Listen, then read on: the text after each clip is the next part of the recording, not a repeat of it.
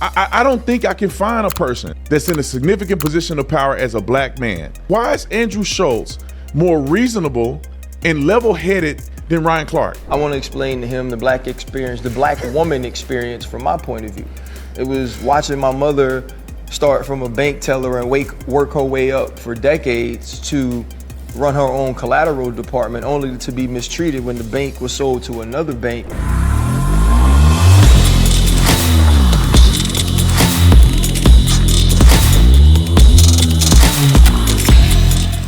This video is brought to you by TatumStore.com. TatumStore.com, two things I want to let you know. The sales section, 80% off. You better get it now because we're getting ready to end the 80% off. Also, everybody keeps asking me about this Doge shirt. Literally, somebody came here in a meeting and said, please, I want one of these shirts. But it's now available right now on the Office Tatum store. It's Doge Agent T-shirt. The Doge Agent T-shirt gets you one a day and trigger these liberals. I don't know why they mad, because we're holding the government accountable, but we're going to do it every chance we get to rub it in their face. Get you one of these shirts today, TatumStore.com.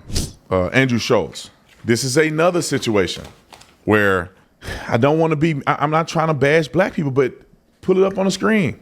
Andrew Schulz and Ryan Clark. I don't think I can find a person that's in a significant position of power as a black man that if you round it all up, 80% of them are silly. Ryan Clark, listen to what Ryan Clark says and listen to what Andrew Schulz says. Why is Andrew Schulz more reasonable and level-headed than Ryan Clark? Ryan Clark is an NFL star. He played alongside Sean Taylor, my favorite player. Ryan Clark played in the NFL for I don't know how long. Pro bowler. I don't think he's a Hall of Famer, maybe not. But he's an incredible football player. One of the hardest hitting people in the league. Ryan, why can't you wake up? Listen to what he's saying. Roll the clip. And the intention was to make people laugh. And I think the issue I have with Let me put this in context real quick.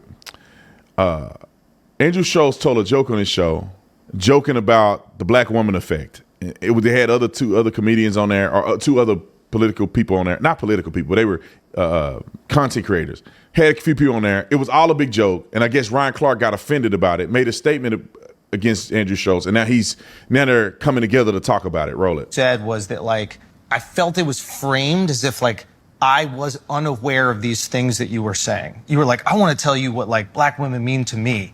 And then you told, like, beautiful stories about, like, you know, your mother and what she did for you, and, like, your wife and what she was doing for you when your health was bad. You know what I mean?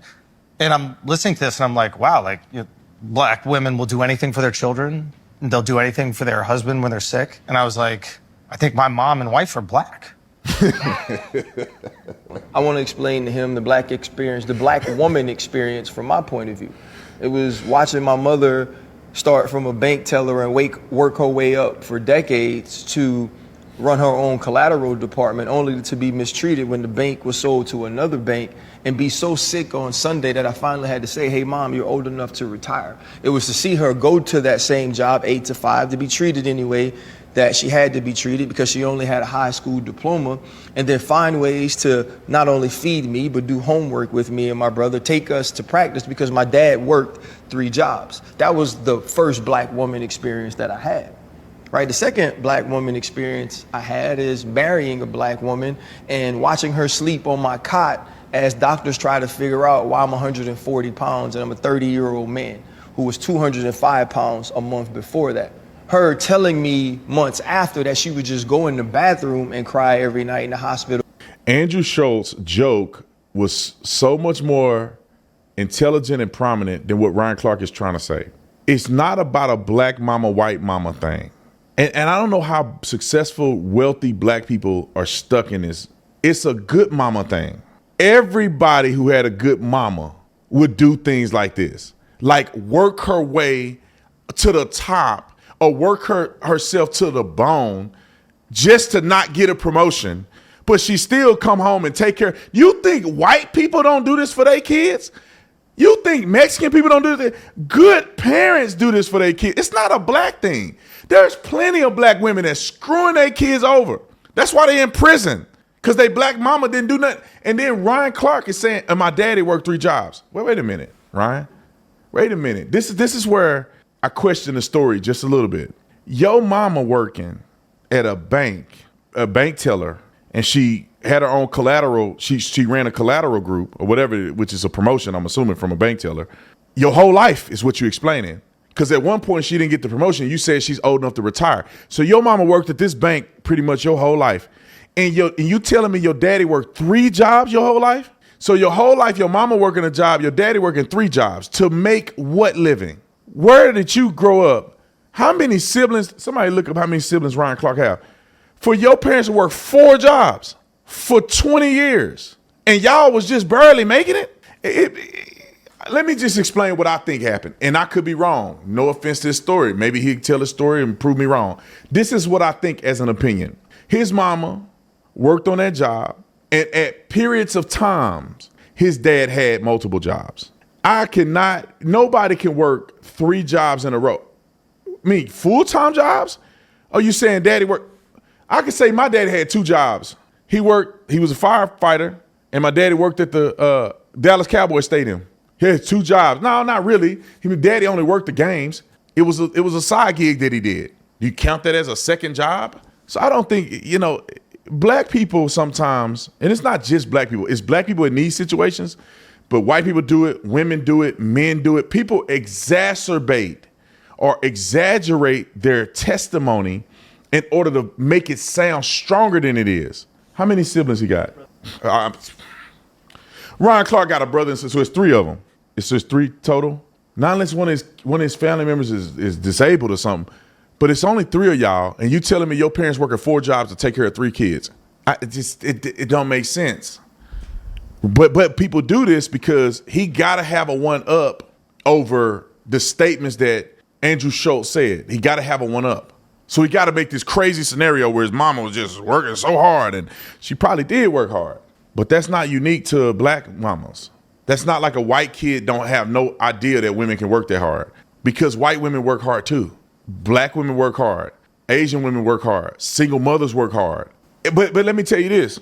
At the same time, Ryan Clark knows this, I know this, you know this, is that, yeah, your mama was like that, but you telling me you ain't never ran into no black woman that was crazy? You telling me you ain't never been in a relationship with a black woman that was nutty? Bro, your mama was a good one, your wife a good woman, but you telling me you ain't had no bad experience with black women? Get out of here, bro. You ain't telling me that none of your friends on that podcast had any negative experiences with black women. Get out of here. It's superfluous. Black women are, to be honest, black women, especially single mom black women, don't have a great reputation when it comes to the finished product. And it's not all their fault, because these sorry men don't help them take care of these kids. Some of these women create environments where the man can't be around and then he ain't take care of the kids. It ain't that they don't want to be there. It's that because he don't want to be in a relationship, he can't see his kids. Because he ain't doing what she want him to do, he can't see his kids. So there are women that are like that. Every deadbeat, every man, every kid or family without a dad ain't because the dad a deadbeat. Now there are men who are deadbeats that she don't want to be with him, so he don't want to see his kids. It happens all too often in the black community. So I'll finish it with this. Stop being disingenuous. That means that quit making it about race. Because unfortunately, but honestly, black people don't have a real strong stance anywhere when it comes to comparing yourself or degrading any other race. You got to take a back seat and say, let me sit this one out and not be so brash and judgmental of all these other groups when the group that I'm in is failing on multiple fronts in comparison to others. Education, incarceration, violence, you name it. And even the successful black men amongst us, find me somebody that's not talking crazy, and I'll find you 10 of them that are talking crazy. Even the successful men that are worth millions of dollars like Ryan Clark, everybody on this podcast have made millions for sure. You go down a list of politicians, you name it, LeBron James, these sport icons, they are still with millions and millions of dollars in their pocket, with opportunities that have been afforded to them by white people. They are still promoting that this country isn't fair and that black people got some big disadvantage. And it's mind blowing.